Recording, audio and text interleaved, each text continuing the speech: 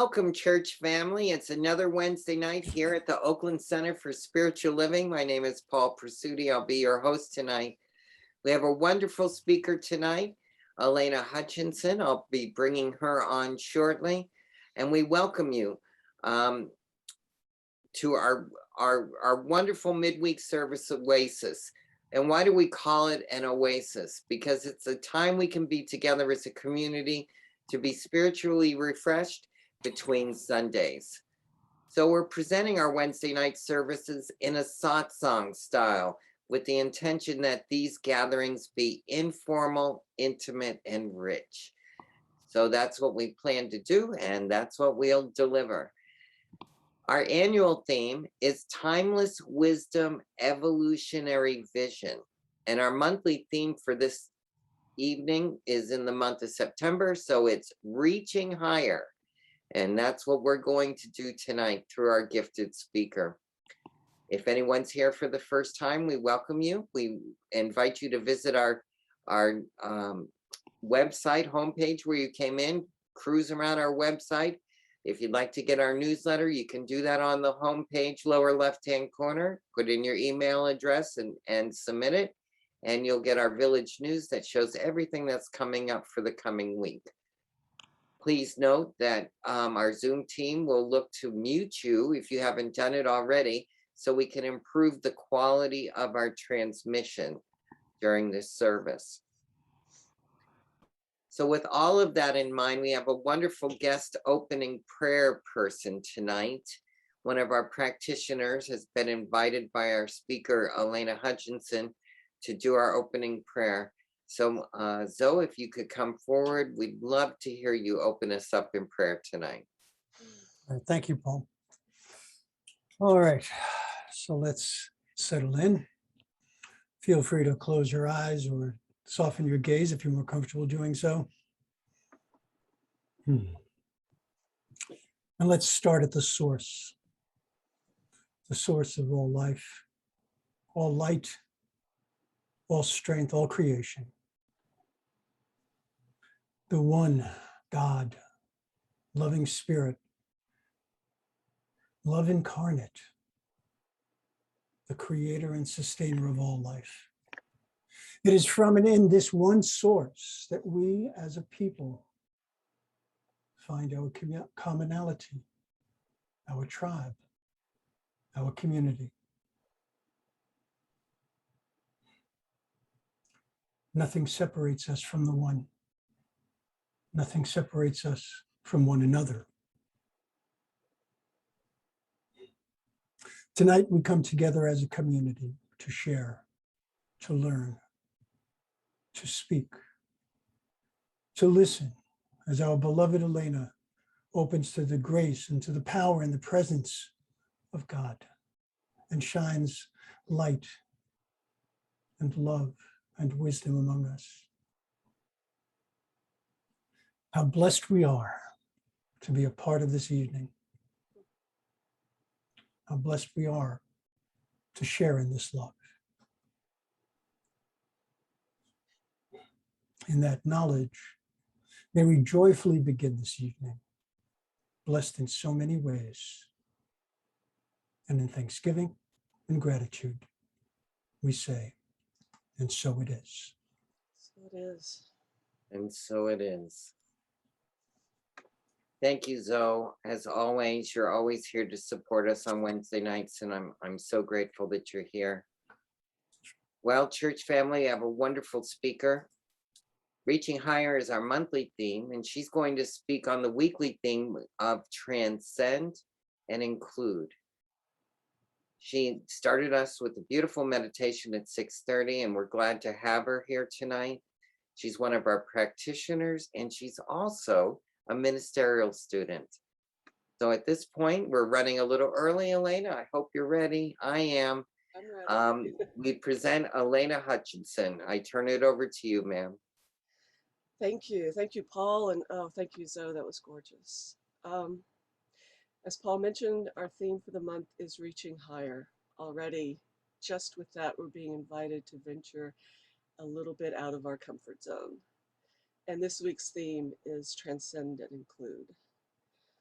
I'd be willing to bet that each one of us has had our moments of transcendence. Those moments when time seems to fall away, our personal boundaries become diffuse, and we feel, sometimes in a very visceral, almost shocking way, that we are part of something infinitely bigger than ourselves. When we experience awe, when we remember. We feel it often in nature, at the sight of a beautiful sunrise, when we find ourselves far from city lights, lost in the enormity of the night sky. It can even be that smell that instantly deposits you in your grandmother's kitchen or beside a long ago campfire. As I looked through the internet machine the other day, sampling quotes about transcendence, I had to laugh at the variety of experiences that can pluck us out of our everyday world into a place of transcendence. Jeff Tweedy, the singer and guitarist with the rock band Wilco, finds transcendence in the communal experience of a rock concert, saying, "It's what I always thought church should be." Novelist Tom Robbins admonishes us to remember how much transcendence there might be in a well-made taco. Others find transcendence in sex, humor, poetry, basketball. It might surprise you to know that psychologists have studied in laboratories the experience of transcendence. Psychologist Emma Stone noted that most emotions bring our attention inward to our own immediate personal experience. But there are those rare emotions, gratitude, compassion, inspiration, and in particular awe, that tend to shift our awareness outside of ourselves into a state of interconnectedness. Researchers have found that there are several predictable consequences that flow from that experience of transcendence or awe, even when it's produced in a laboratory. Experiences of awe apparently affect our perceptions of time. They cause us to perceive time as slowed down, expansive. They ground us in the present moment, in the now. I imagine many of you can remember that very experience. Experiences of awe also apparently produce various positive outcomes like improved life satisfaction, increased patience, contentment, generosity, compassion, a lack of awareness of everyday problems. And more importantly, for our purposes tonight, with awe there comes a shift from perceiving oneself toward perceiving oneself, rather, as part of a collective. There's more willingness even to volunteer time, more pronounced feelings of love and oneness with others. So in other words, when we experience transcendence and awe, we're naturally inclined to focus not on our own little selves, but to locate ourselves in the larger human story. When we transcend, we seem to naturally include. As religious scientists, our philosophy teaches us that there is only one God, one thing, one vast sea of consciousness in which we move and breathe and have our being. That the ultimate truth of our being, our essence, is oneness. The mystic Matilda Magdeburg expressed it this way: a fish cannot drown in water. A bird does not fall in air. In the fire of creation, God doesn't vanish. The fire brightens. Each creature God made must live its own true nature. How could I resist my nature that lives for oneness with God? How nice it is then to have these psychologists in laboratories, to have science confirm the fact that when we move our focus to something larger than ourselves, to a vaster, more meaningful reality, we also find a natural inclination to want to come together with other people, to experience them as part of who we are. Imagine science confirming what the mystics have always known. Ernest would be thrilled. So, in summary, we usually think of transcendence as an experience that comes unbidden. It catches us unawares in quiet modes of meditation or when we're in grand vistas far removed from civilization. But our theme this week isn't transcendence and inclusion, it's transcend and include. For those of you who remember any part of your high school English classes, those are verbs. Our theme is less of a theme and more of a directive. We are to transcend and include. So two problems come to mind. Despite the fact that there don't seem to be any limits on the places where we can find ourselves broken open in that way, we don't experience it all the time. Transcendent moments seem to come out of nowhere. We can take the time to create those situations that sometimes lead to a sense of transcendence. But what makes us look at the night sky 1,000 times and then suddenly see it, actually see it, and feel part of something that is all-encompassing and infinite and exquisite?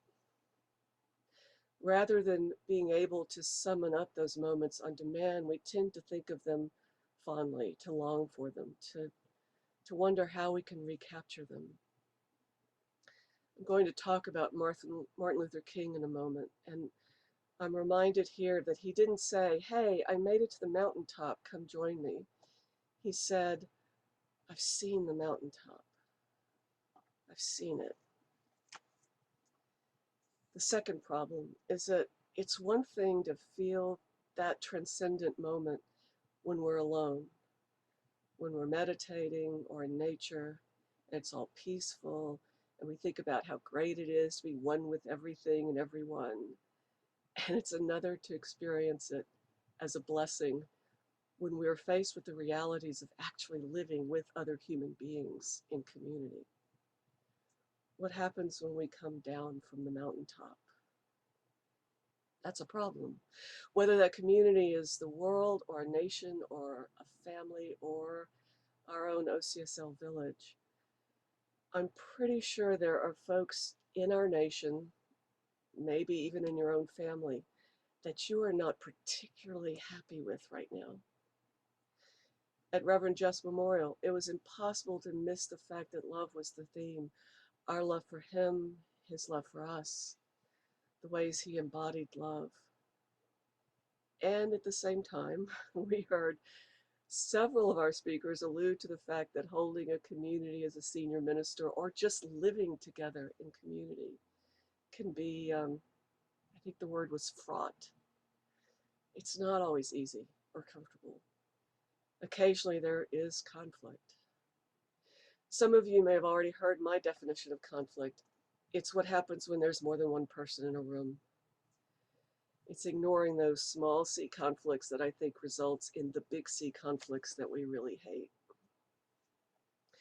So living in a community can be a challenge, even when we perceive that we are with others who are like us.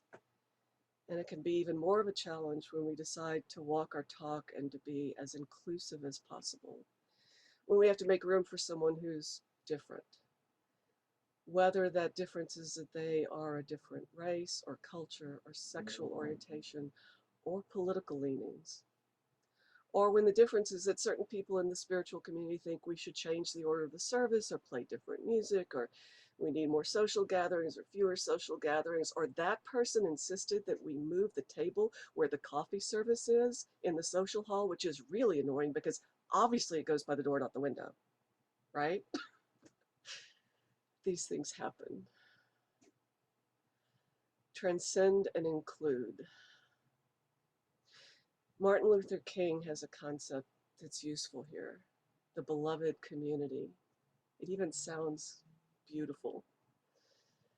With that notion of a beloved community, King gave us a vision of a truly inclusive, ideal community in which individuals have transcended their petty egoic interests in favor of the good of the whole.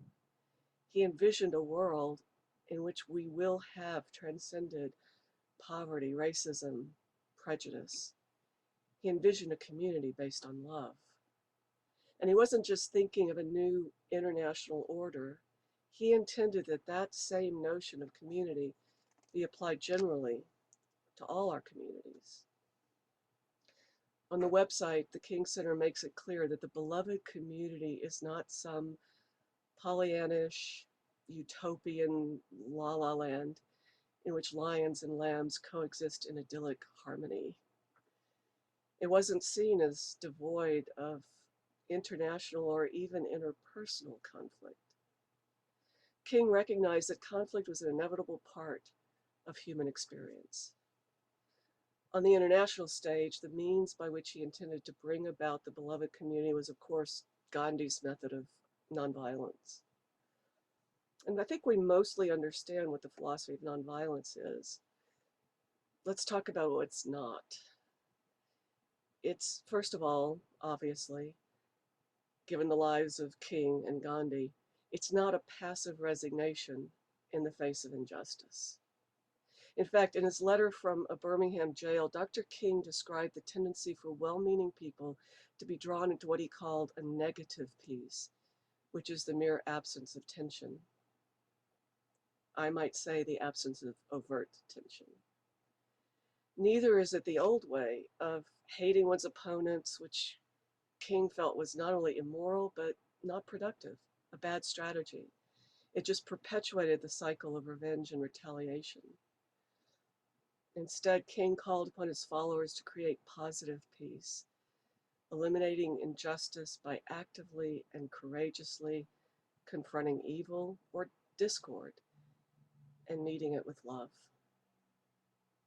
This is the very embodiment of another definition of transcend, which is to rise above, to triumph over the negative or restrictive aspects of something. It's actually putting into practice in the real world Einstein's admonition that you can't solve a problem on the same level of consciousness on which it was created. But rather than passively waiting for some transcendent moment to occur, we are called upon to actively choose to transcend, to get outside of or rise above our old ways of being, and to create the conditions in which transcendence can unfold. I'm going to turn off the sound here.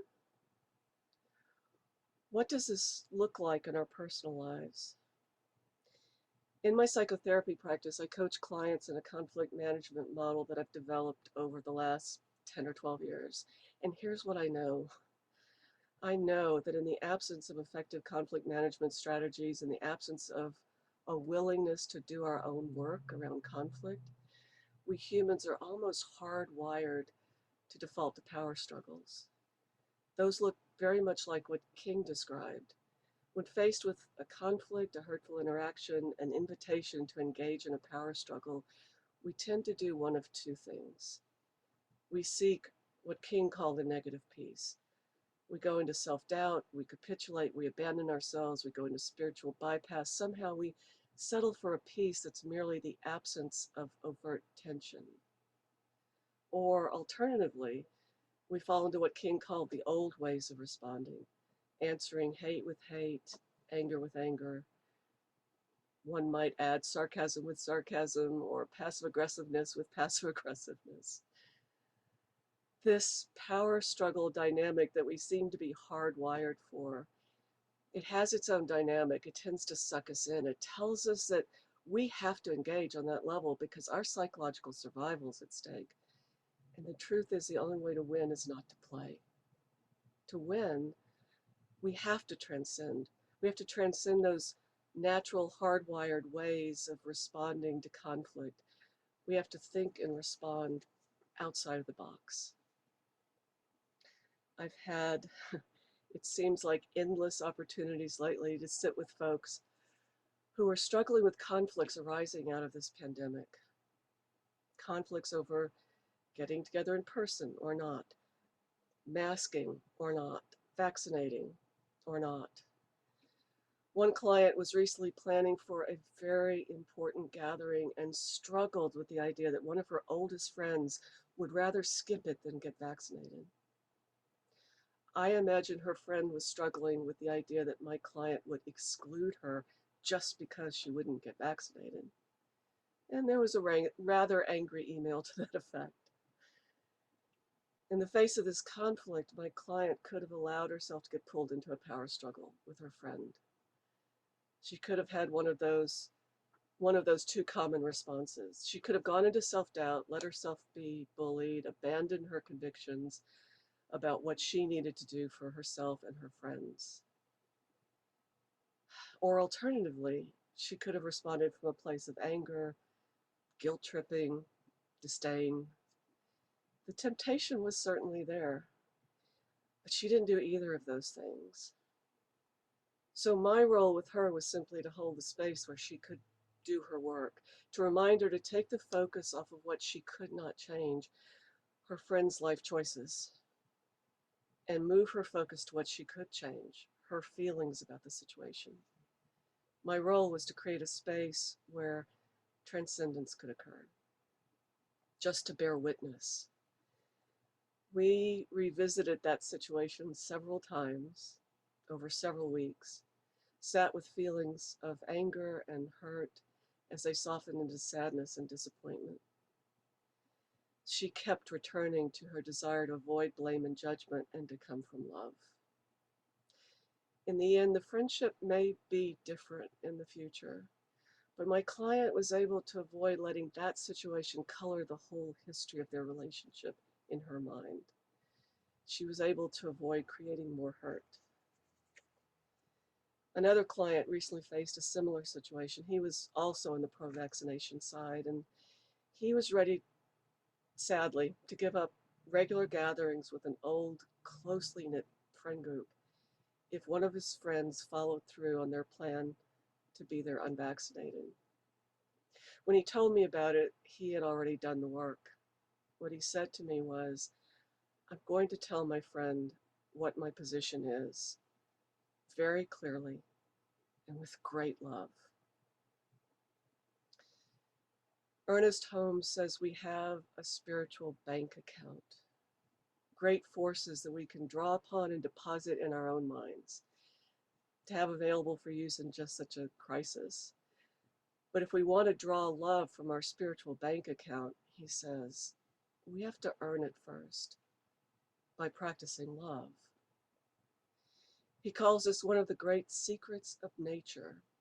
The person who has taken time to harmonize themselves with love will have love to draw upon when faced with a hateful or even a discordant situation.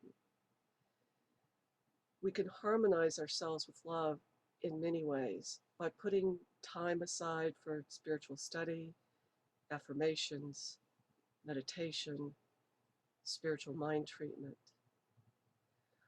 or with something as simple and quick as a practice that I've been using lately. When there's someone who tends to push my buttons, there is such a thing, I simply say to myself with each encounter, let me see something different. The last time I did this, I had a choice to, at a particular moment in time, walk away from a conversation or stay and have the opportunity to hear what this person might say in the conversation. I noticed that I wanted to walk away, so I stayed. I asked to see something different. And what I heard them say was insightful and moving and actually beautiful. What I saw was their wholeness. I have no guarantee that that person or anybody else won't push my buttons in the future. But I think each time I do that little practice, the buttons that are getting pushed might shrink just a little bit. What does it take then to create the beloved community out of the raw materials of the communities we find ourselves in? Our spiritual principles are a great starting point.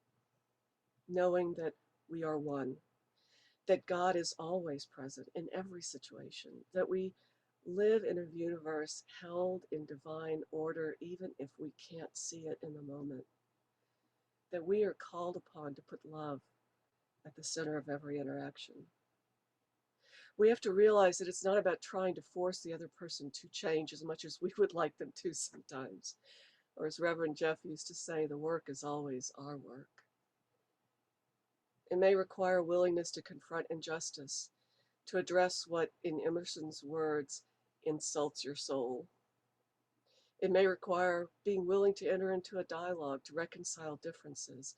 But first, it requires a deliberate decision to transcend, to include, to come from love, to avoid responding the old unconscious way that we humans seem to be hardwired for, to respond to conflict by either going into spiritual bypass and abandoning ourselves, or alternatively by meeting anger with anger or writing off the other person.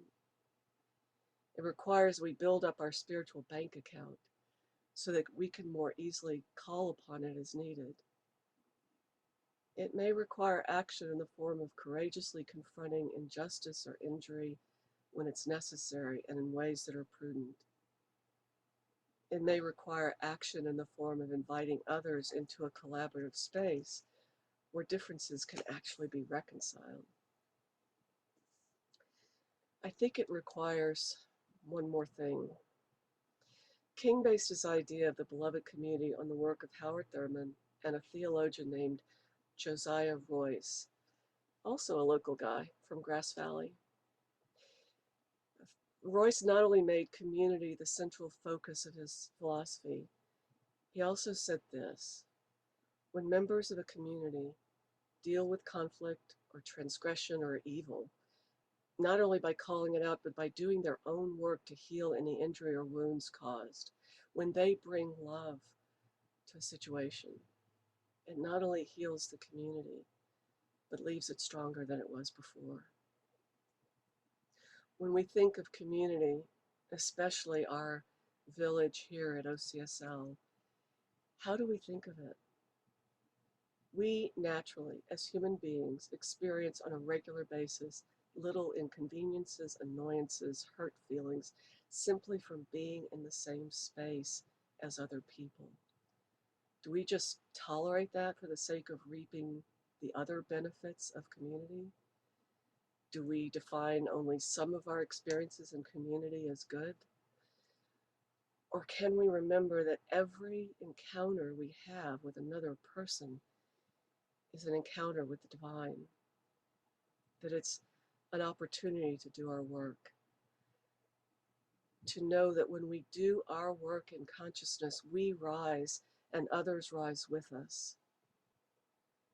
Can we see community not as a mixed blessing, but just as a blessing, a gift? Can we make full use of the opportunity that we have, the amazing opportunity we have to create right here, right now, right where we are, the beloved community?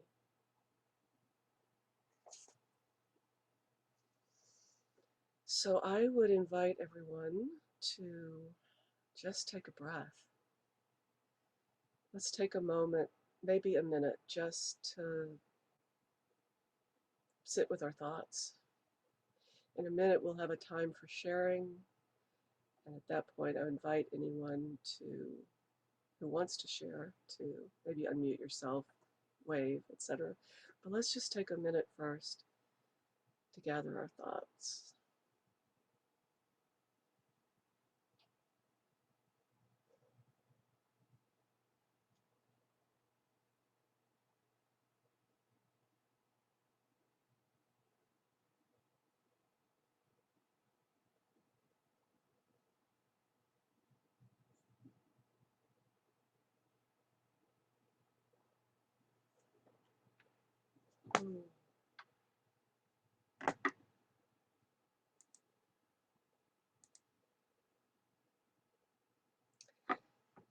All right.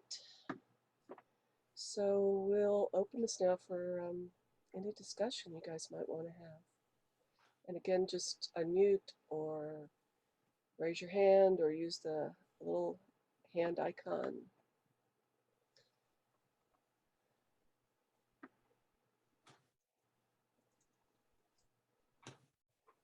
Sherry, did you want to say something? Oh. I thought we were supposed to come back now. No, we're supposed to not have our pictures up? That's fine. That's fine. You can That's definitely fine. come back. Okay. That's fine. Yeah. Wow. Just wow for now, Alena. I have to get my thoughts together.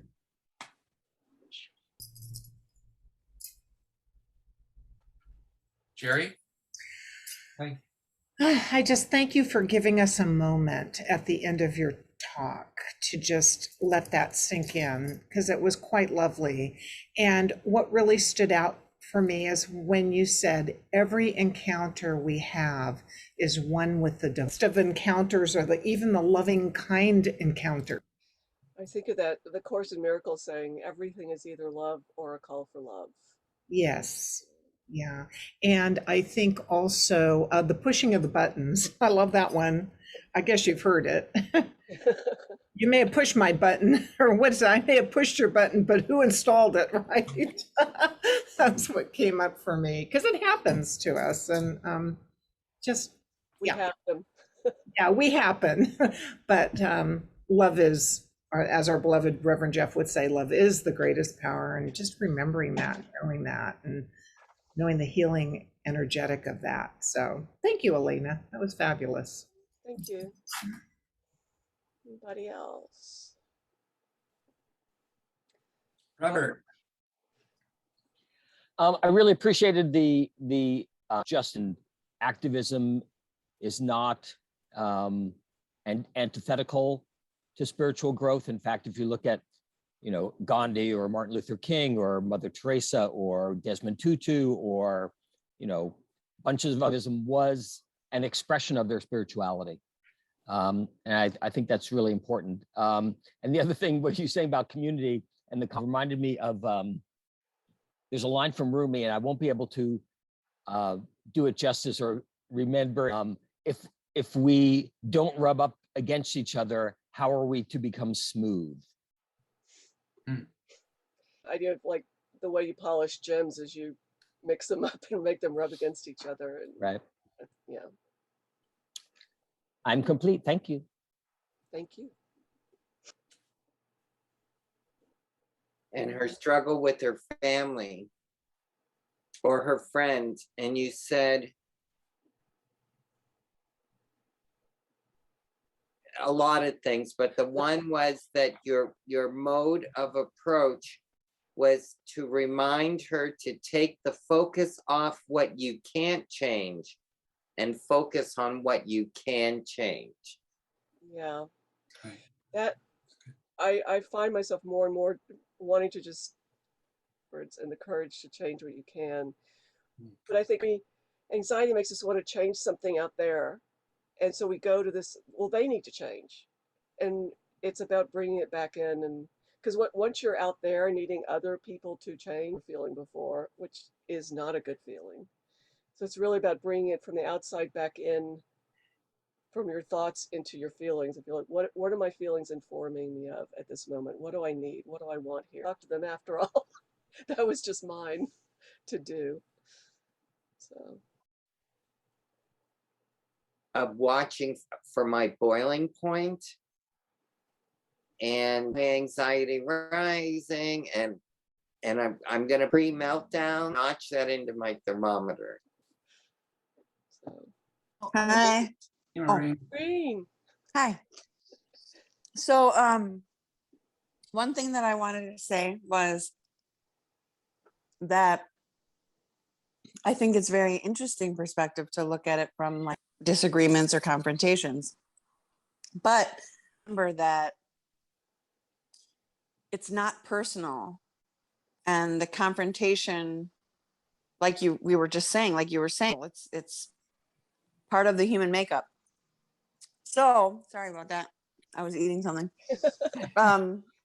So that knowing that it's not personal and that really nothing bad is going to happen. So almost the trauma response that we normally have, right? Yeah. And so, I shouldn't say most, a lot of folks, it's out of their control, right? Their response, but at least now knowing it, then we're able to do it. And then my second thing was, in our village, I think, yes, confrontation is going to happen wherever we go. But what I appreciate, and I think makes the village work more harmoniously, is the idea that, and I think you mentioned it, was that the two parties are agreeing to this process of personal growth, right? Yeah. So I think I mean, it doesn't need to be like necessarily the agreement in the philosophy, but an agreement between two people. It does take two people to kind of, be able to handle the confrontation or whatever's happening, right? But as you said, sometimes you can look inward and you can just solve it yourself without having to do anything. Yeah. But if it gets to that point, I guess what I was saying is that what I like about the village, or at least how I feel about it, is that I feel that I have a safe place to practice these practices, Yeah. rather than going out in the non-village world and trying to incorporate these things. People would think I'm, cuckoo. So thanks, guys. Well, one thing is interesting about what you said is, like, it takes two people to really come together in collaboration and try to negotiate conflict. It also takes two people to engage in a power struggle. So there is a way that you can, even on your own, kind of disengage and decide you're going to go to that place of love. It's not, this is one of those things, it's not, it's simple but not easy.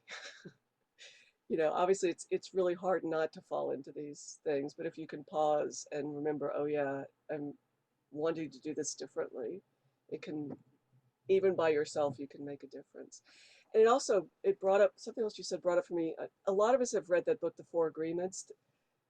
The last paragraph or so of the second chapter, if you have it at home, talks about not taking stuff personally. It's one of the things I've read in my life that I love more than almost anything else, because it talks about going through the world not taking anything personally. And there is just such an incredible sense of power and freedom in that. And I think often too, from a spiritual standpoint, where we get into trouble is in these power struggles, is we're forgetting that we have power. We don't need power over someone. We don't need to stop someone. We don't need, it's like remembering we have all the power, right? So anyway, Constance, you Alice, had- go ahead. Oh, hi. I really like the part about going in with a plan. And a lot of times I go in with prayer, and it just kind of helps center me and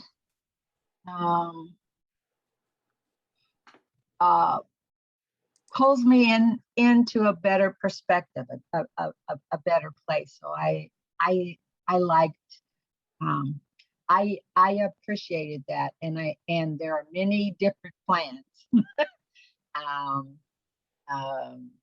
but it does offer for me a lot of assistance. I go in with the prayer. Thank you. yeah. Constance, you're muted. Yeah, now I'm not. And I put my headphones on so you can actually hear me. Great. So there were a couple things. One is that that I don't know about other people, but I know for me, interpersonal relationships are not always easy. I didn't grow up learning how to do them gracefully. And certainly conflict is one area where I can want to just run away and swallow my words and not do anything. And I have learned through many, many years that if I actually go and speak directly to the person, even if I have to wait a day or so until I'm ready to do it, it almost always resolves. And it almost always ends up with me knowing more about about myself and about what was actually triggering that in the first place. So, I think that's one of the reasons why at the center we are so insistent about direct and respectful communication, and yet it's really often doesn't happen, you know. And the times when it hasn't happened, I've seen really disastrous things happen. So, you know, and I know that when we've had trauma, it's really easy to say, "Oh, I don't feel safe doing that. I can't do that." That's not really the case most of the time, you know, unless that other person is holding a gun on you or a baseball bat.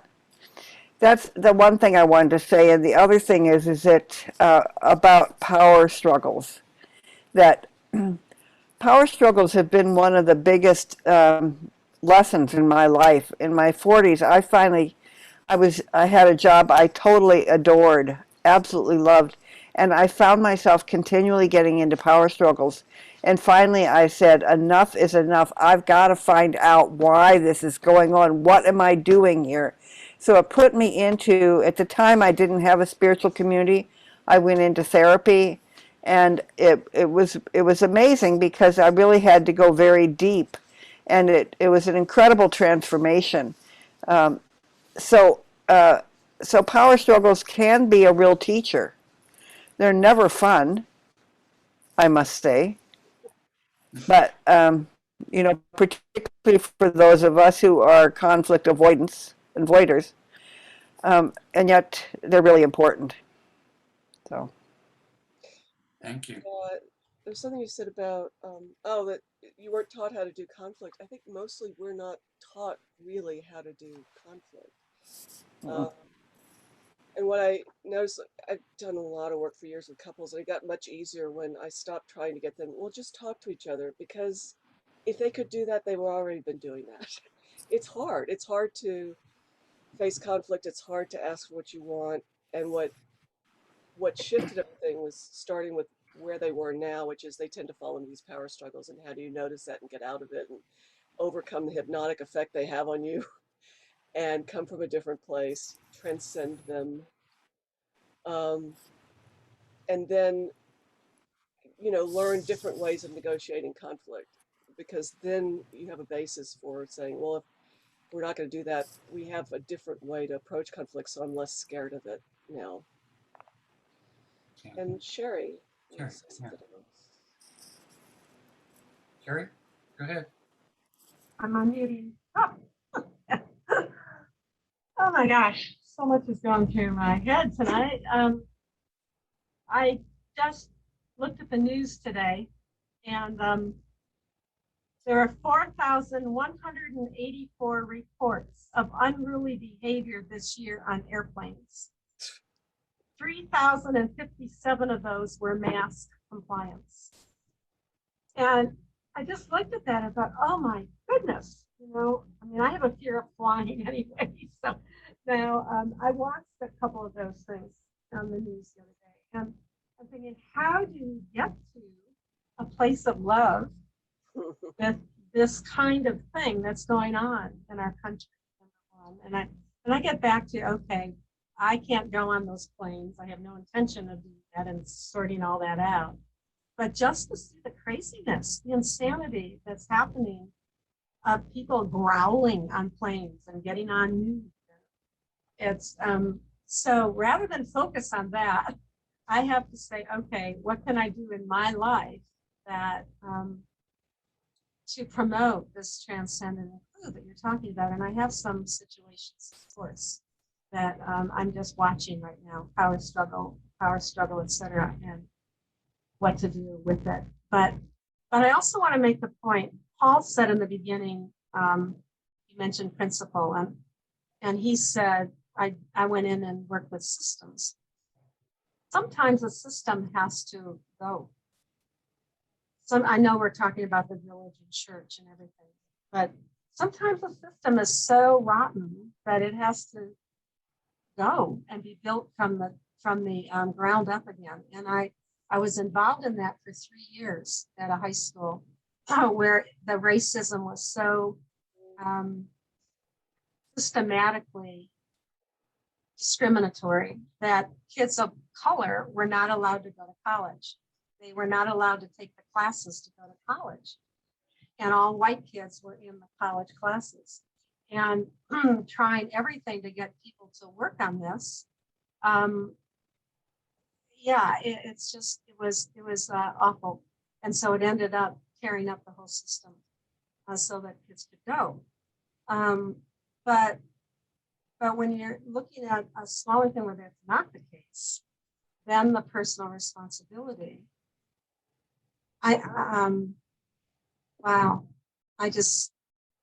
Constance just wrote something and I was trying to read what she wrote at the same time. And I think it means it's time for me to stop talking.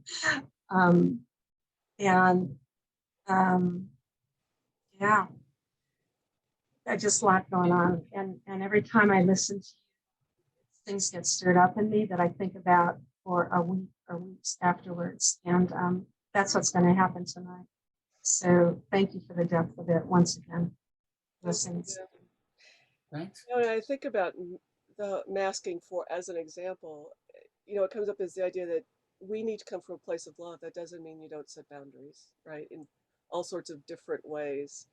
Mm. My clients, each of them had to set a boundary with someone they were very close with and were really needing to do their work so that they could do that with love, but still set a boundary. We have, you know, it's two different things. Yeah, there's that piece too.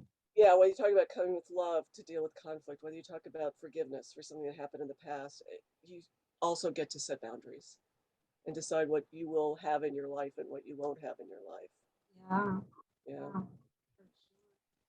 Dorothy? Dorothy. Hi, Dorothy. I'm coming. Hold on. I'm sorry. All right. We need a theme song to play. I'm so sorry. I'm so sorry.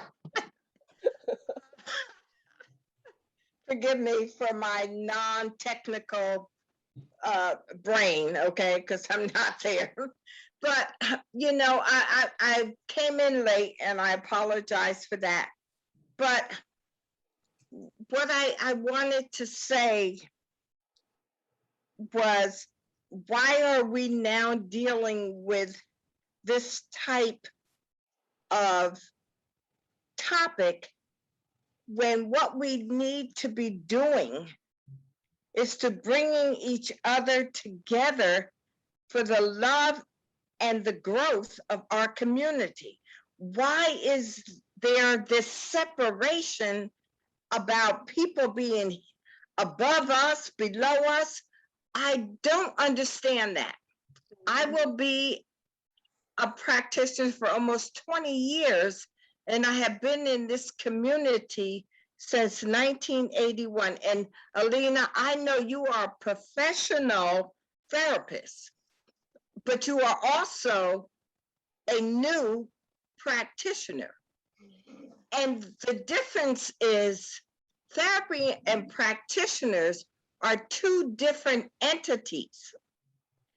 And what you bring to our community is a practitioner, not a therapist, sweetheart, but as a practitioner.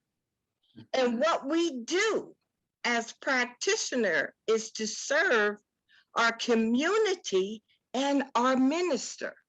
So all this separation of a hierarchy and all of this stuff, I am not sure about this. And maybe I need to get a little more insight on where we are.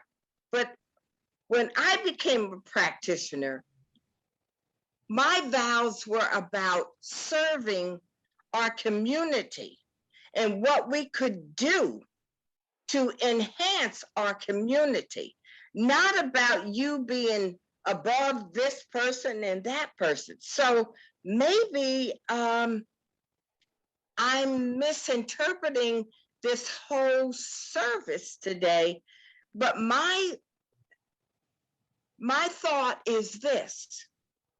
I have been a practitioner and my vow was to serve our community in the highest and the best that we could do. There was no thought about hierarchy here. So if there's something I missed, then I would like someone to inform me. But as far as the board is concerned, our practitioner court, we serve at the need of us, our hierarchy. And right now, Reverend Jerry is that. And so I'm a little confused. So if there's some clearance that I could get from someone when we're talking about hierarchies, that was never a part of what my vow was as a practitioner. And maybe someone could help me with that.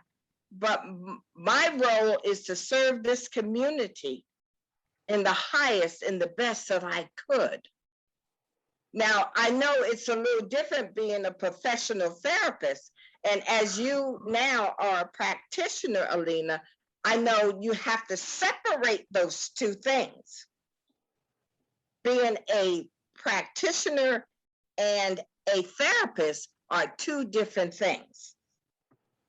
So what I need to know is if I miss the boat, someone needs to let me know that, okay? And I've been here since 1981, okay? So I'm sorry. I didn't want to cut you off. When we are getting a little close on time, I would say a couple of things. I love how you always come from wanting the highest and best for the community. I love that you are holding the ultimate goal in this, which is a lack of separation and oneness and that sort of thing. Thank you.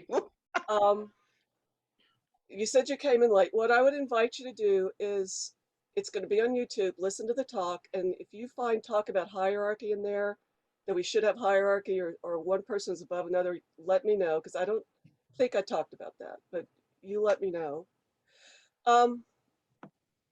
One thing I will say is there's a lot of stuff in prep class about what psychotherapy is and how incredibly different it is from what we do as practitioners. Yes. For many of us in the community who are therapists, that stuff just seems bizarre. But especially for those of us, and I think most of us in the community, I know I got my degree in spiritual psychology. So it's very much coming from that place of a similar place to what the practitioners are coming from. It's about oneness. It's about people finding their highest and best expression of themselves. And yeah, you're dealing with everyday problems and everything, but whether a client talks about spirituality explicitly or whether they're a Google executive who is not going to go there, I'm holding that space for them when I sit with them, just like I will when I'm doing a practitioner session. That I feel like is the only way to be in the world. Like we talk about knowing the divine and everything. So I'm going to leave it there. And I think, Paul, we might be out of time for discussion. If anyone had anything burning they needed to say. I just wanted to throw in 2 cents at this time. Go ahead, Luis. I'm going through a growth process with my ex. We are both very demanding. He is more external demanding and I'm more internal demanding. And I'm finally coming to a place where I can externally stand up and say no when I need to or when I choose to.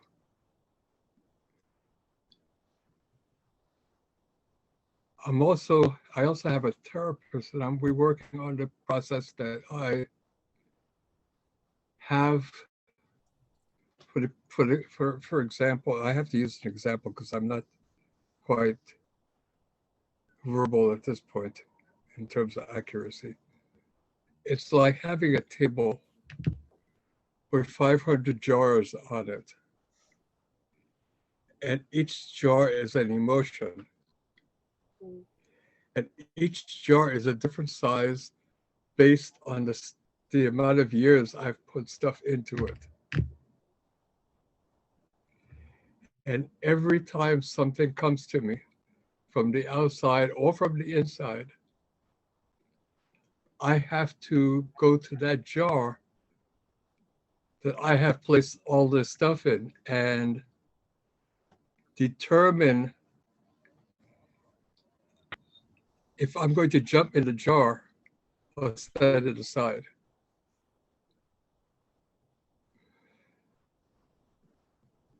It's sometimes subconscious that I jump in the jar and wallow in what's in it, or play around with what's in it, depending on how you want to look at it.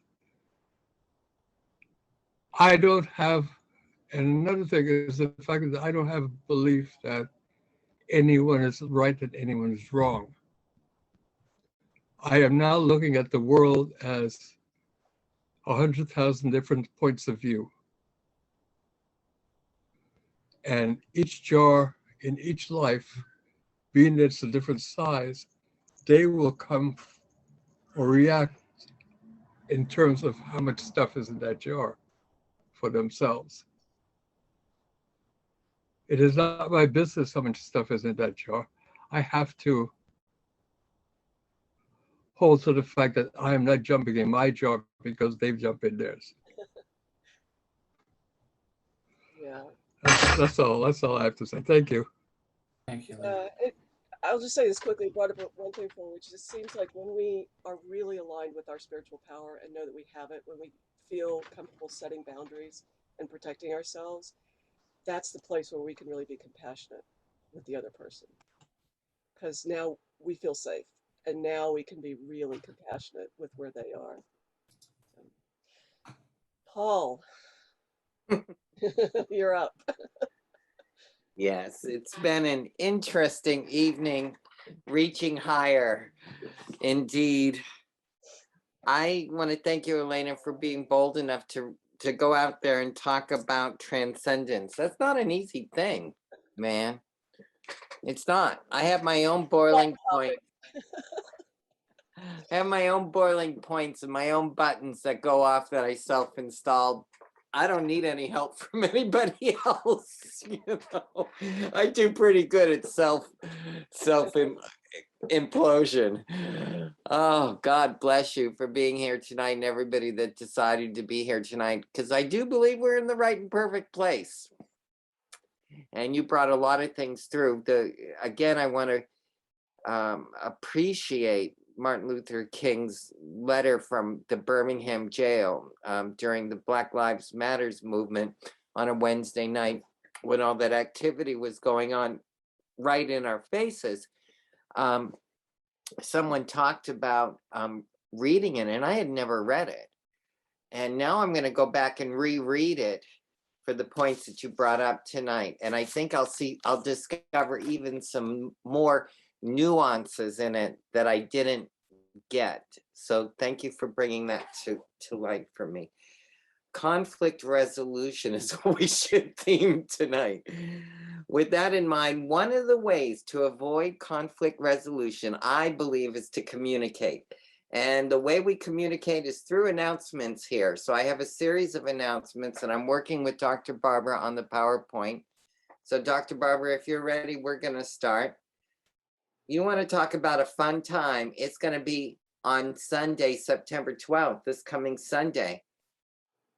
This is a historical Sunday because we have a real treat that Reverend Eloise Oliver and her grandson, practitioner and ministerial student Lucian Baker, will share the pulpit and speak on this very subject of transcend and include.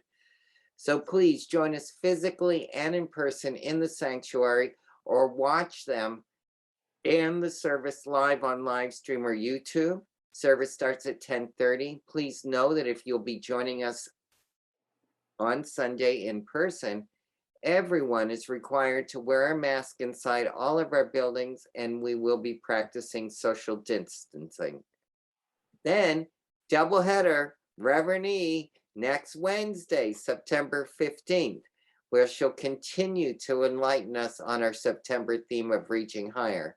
Our meditation next Wednesday is at 6:30, as it always is, and the service is at 7.